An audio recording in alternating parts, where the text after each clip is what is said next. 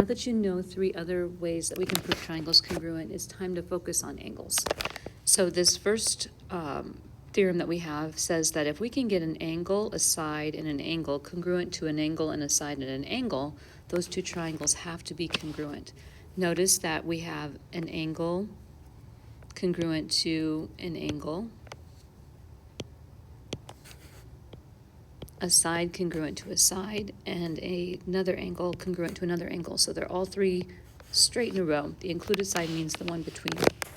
And so we can say that triangle ABC is congruent to triangle, since we started with A with a single arc, we have to start with D, and we went to B, so E, and then F. So the included side of angle E and angle T is side ET, and the included side of angle T and angle G is side TG, which makes sense. All right, we have a second method for proving triangles congruent with the majority of them being angles, and that is if you have the two angles and a non-included side. So, for example, if I have angle E and angle T, angle E is here, angle T is here, the non-included side is, one of them is a side that is not either is not segment ET. So we could either say segment EG or segment TG. And a non-included side for angle T and angle G is either of the 2 sides that's not segment T or segment TG. So segment EG or segment TE.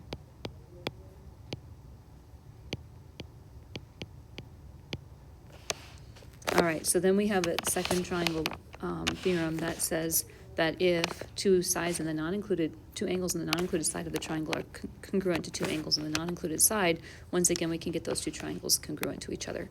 So notice we have an angle congruent to an angle, a second angle congruent to a second angle, they're close to each other, and then the side that is opposite one of those angles is congruent to a side. So this is the angle-side theorem as opposed to angle-side-angle. And so we can name the first triangle GHI if we prefer. In our congruent statement, we'll say triangle GHI is congruent to triangle JKL. Meaning start at the same angle that we started with. Angle G has to go with angle J. They have the same tick marks or arcs. Angle H has to go with angle K. And I is the same as L. So checking up here, a theorem that makes each pair of triangles congruent if possible. Well, I see an angle congruent to an angle and a side congruent to a side. And we can always say that vertical angles are congruent. So give them double arcs since we've already used a single, and that gives us another angle. Notice this is not the angle with the included side. This side's not marked. So it's not angle, side angle. This is angle, side. Whereas in our other triangle, I have an angle congruent to an angle and a second angle congruent to a second angle. And anytime we have a shared side of 2 triangles, we can mark that by reflexive. And this time it is 2 angles in the included side, so this is angle, side, angle. The closest path when writing these out is angle, side, angle. So let's try a proof. As always, just copy your givens down. Step 1, angle 4 is congruent to angle 2. And we're going to write that's because it was given. And I like to have you write down or make your marks for angle 4 and angle 2. Angle 4 gets an arc, angle 2 gets an arc, and you can put a little a beside them so you remember that those are angles that are congruent.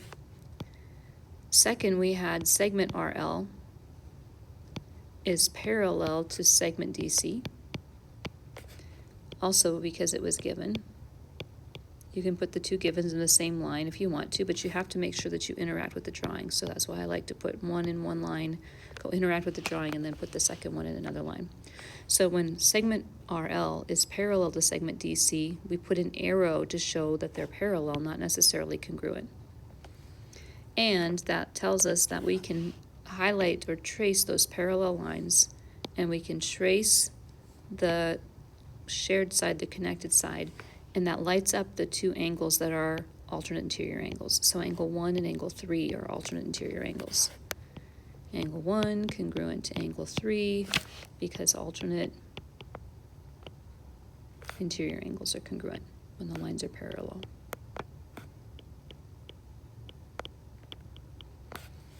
All right, so we have a pair of angles congruent to another pair of angles. We have to have a side. We don't have an angle, angle, angle similarity or angle, angle, angle congruence statement. So we're going to put a single tick mark on our shared side, and we're going to say that segment DL is in both triangles. So segment DL congruent to segment DL because of reflexive. And now we have the two triangles that are congruent to each other. So we copy our proof statement, which is what we're trying to get to.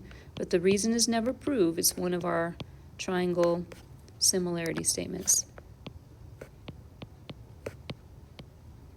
Triangle theorems. And why are these two triangles congruent to each other?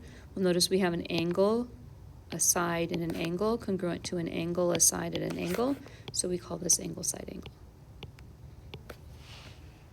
All right, another example of a proof.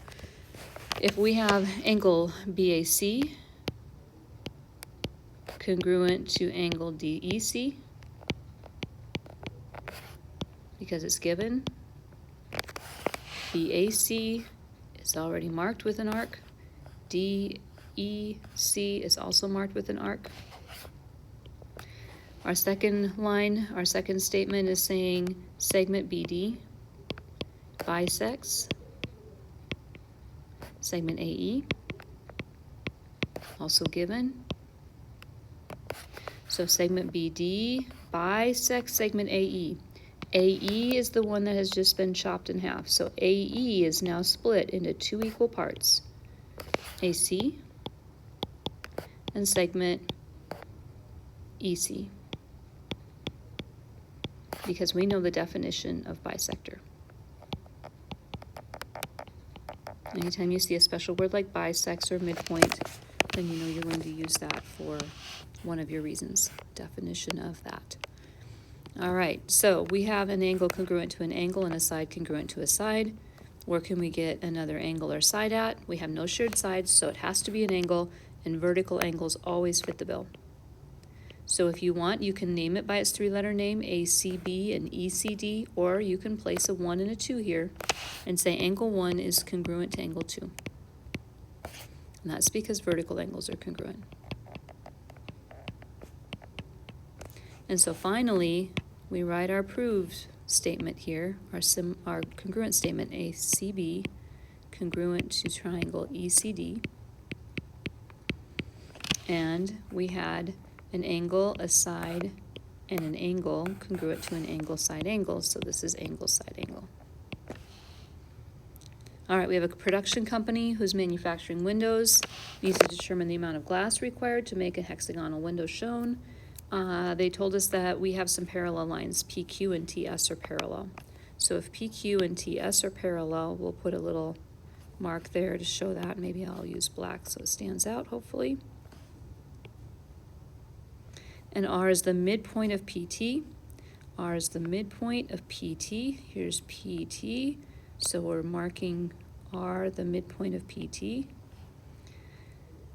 And once we have some parallel lines, they're cut by a transversal. We want to know if these two triangles are congruent. So PRQ, we want to know is that triangle up in the top congruent to this triangle down below. So I see only one pair of sides that are congruent at the moment. We can always get vertical angles. And then because the lines are parallel, they're cut by a transversal. This angle 1 is congruent to this angle down here, which we can call 2.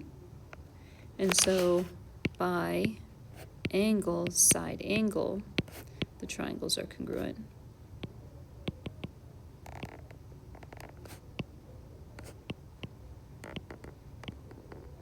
So if they can find the area of one of the triangles, they know at least the area of two of them. All right, example 3. we have segment RQ congruent to segment ST. RQ congruent to ST.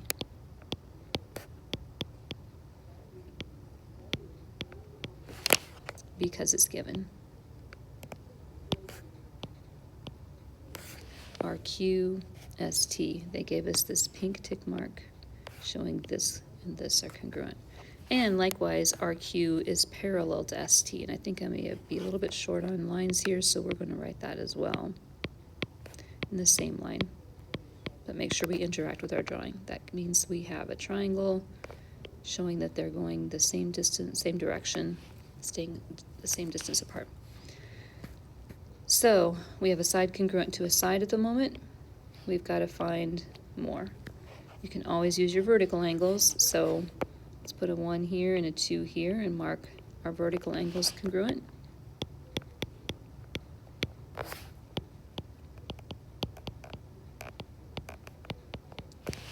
And because these are parallel lines cut by a transversal, our alternate interior angles will be congruent to each other, so we can get angle R congruent to angle T.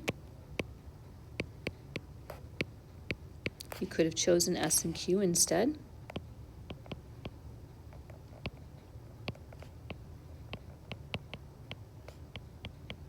AIA congruent. And so depending on which angles you choose to use, you could have either angle side angle or angle side. This one happens to be an angle side based on the ones we chose in this case. So the triangles are congruent by angle side. And the proof is complete.